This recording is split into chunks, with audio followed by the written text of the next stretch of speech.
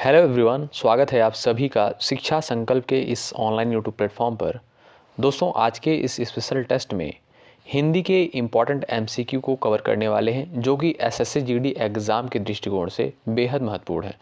दोस्तों, यहाँ पर हमने पिछले वर्षों के प्रश्नों को और कुछ नए प्रश्नों को शामिल किया है इस टेस्ट में। तो आप लोग इस पूरे टेस्ट को धैर्य के साथ ज़रूर दीजिएगा और हर एक प्रश्न का जो है जवाब देते हुए चलिएगा, क्योंकि सारे प्रश्न एक एक करके सारे प्रश्न बहुत ही महत्वपूर्ण हैं। आइए क्वेश्चन नंबर फर्स्ट देखेंगे। पूछा गया है, ब्रज भाषा जो है किसके अंतर्गत आती है? पश्चिमी हिंदी, बिहारी हिंदी, पहाड़ी हिंदी, पूर्वी हिंदी। अगर आपके सामने क्वेश्चन आ जाए ब्रज भाषा जो है किसके अंतर्गत आती है, तो सभी लोग याद रखेंगे पश्चिमी हिंदी के अंतर्गत आती है, यानी पहला विकल्प आपका बिल्कुल करेक्ट हो जाएगा। आगे बढ़ते हैं, क्वेश्चन नंबर दूसरा देखते हैं। मगही जो है किस भाषा की बोली है? अगर आपसे प्रश्न पूछा जाए मगही जो है किस भाषा की बोली है, तो बिहारी भाषा की बोली है। ठीक है, तीसरा विकल्प आपका राइट हो जाएगा। दोस्तों, यहाँ पर हमने 45 प्रश्नों को कवर किया है, जो कि हिंदी के टॉप मोस्ट इम्पॉर्टेंट क्वेश्चन हैं। और आज का जो टारगेट रहेगा इस वीडियो का लगभग 35 से 40 प्रश्नों का रहेगा। लगभग 35 से 40 प्रश्नों को जो है आप लोग सही करने का प्रयास करिएगा। आगे बढ़ते हैं और क्वेश्चन नंबर तीसरा देखते हैं। प्रश्न तीसरा देखेंगे, हिंदी खड़ी बोली किस अपभ्रंश से विकसित हुई है? कई परीक्षा में यह प्रश्न आया हुआ है। हिंदी खड़ी बोली जो है किस अपभ्रंश से विकसित हुई है? तो याद रखेंगे सभी लोग, शौर्य सैनी अपभ्रंश से, यानी दूसरा विकल्प आपका बिल्कुल इस प्रश्न का राइट हो जाएगा। क्वेश्चन नंबर यहाँ पर 4 दिया है, भाषा के आधार पर भारतीय राज्यों की पुनः संरचना की गई थी। तो 1956 में, याद रखेंगे, भाषा के आधार पर भारतीय राज्यों की पुनः संरचना 1956 में करी गई, यानी तीसरा विकल्प आपका इस प्रश्न का बिल्कुल राइट हो जाएगा। आगे बढ़ते हैं और क्वेश्चन नेक्स्ट है आपका, किस तिथि को हिंदी को राजभाषा बनाने का निर्णय लिया गया? ये महत्वपूर्ण प्रश्न है। हिंदी को जो है राजभाषा बनाने का निर्णय किस तिथि को लिया गया? तो 14 सितंबर 1949 को, याद रखेंगे। और हिंदी दिवस भी 14 सितंबर को ही मनाया जाता है, यानी ऑप्शन आपका यहाँ पर बी बिल्कुल राइट हो जाएगा, 14 सितंबर 1949। ठीक है, किस तिथि को हिंदी को राजभाषा बनाने का निर्णय लिया गया? तो 14 सितंबर 1949 को। इसीलिए 14 सितंबर को जो है हिंदी दिवस के रूप में मनाया जाता है। क्वेश्चन नंबर 5 का ऑप्शन बी यहाँ पर बिल्कुल करेक्ट होगा। हिंदी की आदि जननी है, क्वेश्चन नंबर 6 है, जो कि महत्वपूर्ण है। हिंदी की आदि जननी की अगर बात करें तो संस्कृत, यानी चौथा विकल्प आपका यहाँ पर दोस्तों बिल्कुल करेक्ट हो जाएगा। थोड़ा स्पीड के साथ हम इस वीडियो को कवर करेंगे, क्योंकि यहाँ पर हमने 45 प्रश्नों को लिया है। थोड़ा समय लग सकता है, लेकिन सारे प्रश्न जो हैं इम्पॉर्टेंट हैं एसएससी जीडी एग्ज़ाम के लिए। आगे बढ़ते हैं और क्वेश्चन नंबर 7वां देखते हैं। हिंदी दिवस जो है किस दिन मनाया जाता है? 14 सितंबर, 28, 10 अक्टूबर, 11 जून। 4 ऑप्शन दिए गए हैं आपके सामने।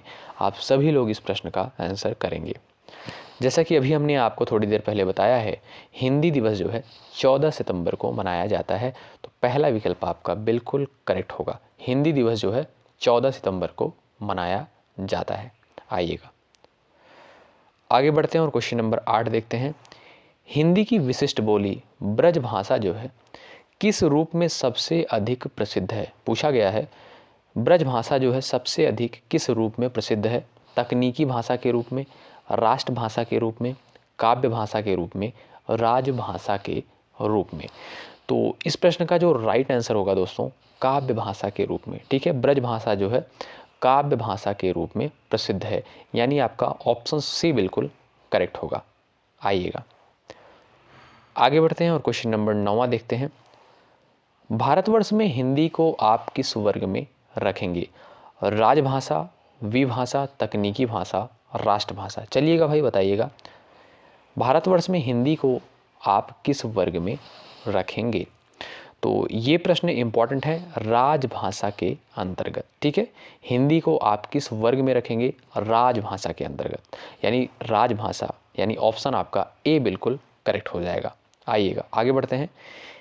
हिंदी किस भाषा परिवार की भाषा है? अगर आपसे प्रश्न पूछा जाए तो तुरंत आप लोग टिक करिएगा भारोपीय। ठीक है, हिंदी किस भाषा परिवार की भाषा है? तो भारोपीय, यानी चौथा विकल्प आपका बिल्कुल इस प्रश्न का राइट हो जाएगा। आगे बढ़ते हैं, क्वेश्चन नंबर 11 देखेंगे सभी लोग। भारत में सबसे अधिक बोले जाने वाली भाषा कौन सी है? यहाँ पर ऑप्शंस कुछ इस प्रकार से दिए गए हैं, संस्कृत, तमिल, उर्दू और हिंदी। तो बताइएगा सभी लोग, इंपॉर्टेंट क्वेश्चन है। भारत में सबसे अधिक बोले जाने वाली जो भाषा है दोस्तों, हिंदी है, यानी आपका यहाँ पर ऑप्शन डी बिल्कुल राइट हो जाएगा। ऑप्शन डी वाले यहाँ पर बिल्कुल करेक्ट हो जाएंगे। हिंदी भाषा का जन्म हुआ है, यहाँ पर ऑप्शन कुछ इस प्रकार से दिए गए हैं। हिंदी भाषा का जन्म हुआ है, किससे हुआ है? लौकिक संस्कृत से, पाली प्राकृत से, वैदिक संस्कृत से, अपभ्रंश से। तो ये भी महत्वपूर्ण प्रश्न है, कई एग्जाम में पूछा गया है ये प्रश्न। तो हिंदी भाषा का जन्म जो है दोस्तों अपभ्रंश से हुआ है, याद रखेंगे। हिंदी भाषा का जन्म किससे हुआ है? अपभ्रंश से। ठीक है, तो चौथा विकल्प आपका इस प्रश्न का बिल्कुल करेक्ट होगा। लास्ट में जो है आप लोग अपना नाम, स्कोर ज़रूर बताइएगा कि आप लोगों ने इस 45 प्रश्नों में से कितने प्रश्नों को आप लोगों ने बिल्कुल करेक्ट किया है। आइएगा आगे बढ़ते हैं। निम्न में से कौन सी बोली जो है अथवा भाषा हिंदी के अंतर्गत नहीं आती है? बताएंगे सभी बच्चे। निम्न में से कौन सी बोली अथवा भाषा हिंदी के अंतर्गत नहीं आती है? ये भी महत्वपूर्ण प्रश्न है। तो तेलुगु, यानी ऑप्शन आपका सी यहाँ पर बिल्कुल करेक्ट होगा। आगे बढ़ते हैं, क्वेश्चन नंबर नेक्स्ट देखते हैं। हिंदी की विशिष्ट बोली ब्रज भाषा किस रूप में सबसे अधिक प्रसिद्ध है? अभी हमने थोड़ी देर पहले बताया जो है ब्रज भाषा जो है किस रूप में सबसे ज़्यादा प्रसिद्ध है? काव्य भाषा के रूप में। ठीक है, काव्य भाषा के रूप में जो है ब्रज भाषा अधिक फेमस है, यानी तीसरा विकल्प आपका बिल्कुल राइट हो जाएगा। भारतवर्ष में हिंदी को जो है आप किस वर्ग में रखेंगे अगर आपसे पूछा जाए? तो राजभाषा के अंतर्गत रखेंगे। ठीक है, हिंदी को आप राजभाषा के अंतर्गत रखेंगे। तो यहाँ पर जो है आपका चौथा विकल्प बिल्कुल राइट हो जाएगा। आइएगा अगला प्रश्न क्या पूछा गया है? डुडाली बोली है दक्षिणी राजस्थान की, पश्चिमी राजस्थान की, उत्तरी राजस्थान की, पूर्वी राजस्थान की। क्वेश्चन नंबर 16 है, ये भी महत्वपूर्ण है। अगर आपको जवाब पता हो कमेंट बॉक्स में फटाफट छापिएगा। डुडाली बोली जो है पूर्वी राजस्थान की है, याद रखेंगे पूर्वी राजस्थान की है। तो चौथा विकल्प आपका यहाँ पर करेक्ट है। आइएगा, हिंदी भाषा जो है किस लिपि में लिखी जाती है? कई बार और कई परीक्षा में प्रश्न आया है, हिंदी भाषा जो है किस लिपि में लिखी जाती है? क्वेश्चन नंबर 17 है। तो सिंपल सा क्वेश्चन है, देवनागरी लिपि में। ठीक है, हिंदी भाषा देवनागरी लिपि में लिखी जाती है। तो दूसरा विकल्प आपका यहाँ पर बिल्कुल राइट है। आइएगा आगे बढ़ते हैं और अगला प्रश्न देखते हैं। हिंदी भाषा की बोलियों के वर्गीकरण के आधार पर छत्तीसगढ़ी बोली है पश्चिमी हिंदी, पहाड़ी हिंदी, राजस्थानी हिंदी, पूर्वी हिंदी। सभी बच्चे यहाँ पर जवाब करेंगे। क्वेश्चन नंबर 18 का, हिंदी भाषा की बोलियों के वर्गीकरण के आधार पर छत्तीसगढ़ी बोली है, ये हो जाएगा आपका पूर्वी हिंदी। ठीक है, ऑप्शन आपका यहाँ पर डी बिल्कुल करेक्ट हो जाएगा। अगला प्रश्न क्या पूछा गया है भाई? निम्नलिखित में से कौन सी पश्चिमी हिंदी की बोली नहीं है? बताइएगा, इसमें पश्चिमी हिंदी की बोली नहीं है। ब्रजभाषा, कन्नौजी, बघेली, बुंदेली। चलिएगा, निम्नलिखित में से कौन सी पश्चिमी हिंदी की बोली नहीं है? बघेली आपका बिल्कुल राइट है। ऑप्शन सी बिल्कुल आपका यहाँ पर करेक्ट है। दक्षिण भारत हिंदी प्रचार सभा का मुख्यालय कहाँ स्थित है? दक्षिण भारत हिंदी प्रचार सभा का मुख्यालय जो है चेन्नई में स्थित है। ये आपका ऑप्शन नंबर बी बिल्कुल करेक्ट होगा। दोस्तों, यदि आप SSC GD एग्ज़ाम की तैयारी में लगे हुए हैं तो शिक्षा संकल्प के इस ऑनलाइन यूट्यूब प्लेटफॉर्म पर जुड़ जाइएगा। सब्सक्राइब करके बेल आइकन को ज़रूर प्रेस कर लीजिएगा, निश्चित रूप से आपको यहाँ से हेल्प मिलेगी। जैसे ही यहाँ पर कोई वीडियोज़ अपलोड की जाएगी आप सभी के पास नोटिफिकेशन पहुँच जाएगा, इसलिए आप लोग बेल आइकन को ज़रूर प्रेस कर लीजिएगा। आइए, हिंदी भाषा के विकास का सही अनुक्रम कौन सा है? ये भी महत्वपूर्ण प्रश्न है। हिंदी भाषा के विकास का सही अनुक्रम जो है पाली, प्राकृत, अपभ्रंश, हिंदी। ठीक है, यहाँ पर चौथा विकल्प आपका बिल्कुल और राइट हो जाएगा। ऑप्शन डी आपका करेक्ट है। संविधान के अनुच्छेद 351 में किस विषय का वर्णन किया गया है? ऑप्शंस यहाँ पर कुछ इस प्रकार से दिए गए हैं। उच्चतम न्यायालय की भाषा, पत्राचार की भाषा, हिंदी के विकास के लिए निर्देश दिए गए हैं, संघ की राजभाषा। यानी संविधान के अनुच्छेद 351 में किस विषय का वर्णन किया गया है? तो याद रखेंगे, हिंदी के विकास के लिए निर्देश दिए गए हैं आर्टिकल 351 में। यानी जो है आपका ऑप्शन आपका यहाँ पर सी बिल्कुल राइट होगा। आगे बढ़ते हैं और यहाँ पर पूछा गया है प्रश्न, ब्रज भाषा है, अभी हमने आपको बताया शुरुआत में ये क्वेश्चन रिपीट हुआ है, पश्चिमी हिंदी, ठीक है, ब्रज भाषा किसके अंतर्गत आती है? पश्चिमी हिंदी के अंतर्गत आती है। आइएगा, हिंदी खड़ी बोली किस अपभ्रंश से विकसित हुई है? इस प्रश्न का जो राइट आंसर हो जाएगा आपका सौर सैनी अपभ्रंश से। हिंदी खड़ी बोली जो है किस अपभ्रंश से विकसित हुई है? सौर सैनी अपभ्रंश से। यानी ऑप्शन आपका बी यहाँ पर बिल्कुल राइट है। हिंदी की आदि जननी है, यहाँ पर दोस्तों आपका राइट आंसर हो जाएगा संस्कृत, ठीक है। हिंदी की जो आदि जननी है वो है संस्कृत। आगे बढ़ते हैं, हिंदी वर्णमाला में अयोगवाह वर्ड जो है कौन से है? ये भी महत्वपूर्ण प्रश्न है, इंपॉर्टेंट है, एग्जाम में पूछा गया प्रश्न है। हिंदी वर्णमाला में जो है अयोगवाह वर्ड कौन से हैं? तो अंग और अह, ये जो दोस्तों होते हैं आपके अयोगवाह होते हैं, ठीक है। तो तीसरा विकल्प आपका यहाँ पर बिल्कुल करेक्ट हो जाएगा, अयोगवाह के अंतर्गत आते हैं। अंग और अह जो होते हैं आपके अयोगवाह के अंतर्गत आते हैं। वर्णमाला अगर आपसे पूछा जाए तो किसे कहते हैं? यहाँ पर ऑप्शन कुछ इस प्रकार से दिए गए हैं। वर्णों के संकलन को बिल्कुल नहीं, शब्द गणना को, ये भी गलत है आपका। वर्णों के व्यवस्थित समूह को जो है वर्णमाला कहते हैं, ये आपका ऑप्शन नंबर सी करेक्ट हो जाएगा। वर्णों के व्यवस्थित समूह को वर्णमाला कहते हैं, ऑप्शन सी बिल्कुल आपका यहाँ पर राइट है। निम्न में से कंठ ध्वनियाँ कौन सी हैं? प्रश्न पूछा गया है, यानी कंठ से उच्चारित होने वाले वर्ड, उन्हें ही जो है आप लोग कंठ ध्वनियाँ कहेंगे। तो सभी लोग बताएंगे कंठ ध्वनियाँ जो है इसमें से कौन सी हैं। बहुत अच्छे, यहाँ पर आंसर भी आ रहा है क और ख, ठीक है, ये आपका दोस्तों बिल्कुल राइट हो जाएगा। कंठ से उच्चारित होने वाले वर्ड हैं क और ख, तो ऑप्शन आपका डी यहाँ पर बिल्कुल राइट है। स्थान के आधार पर बताइए कि मूर्धन्य व्यंजन कौन से हैं? तो मूर्धन्य व्यंजन दोस्तों हो जाएगा आपका ड और ढ, ठीक है, ये आपका ऑप्शन नंबर ए करेक्ट हो जाएगा। निम्न में से जो है अल्प प्राण कौन से हैं? अल्प प्राण यहाँ पर पूछा गया है, जैसा कि आपने पढ़ा भी होगा, अल्प प्राण और महाप्राण। तो अल्प प्राण यहाँ पर हो जाएंगे आपके क और ग, ठीक है, ये आपके हो जाएंगे अल्प प्राण के अंतर्गत आ जाएंगे क और ग। चलिएगा आगे बढ़ते हैं।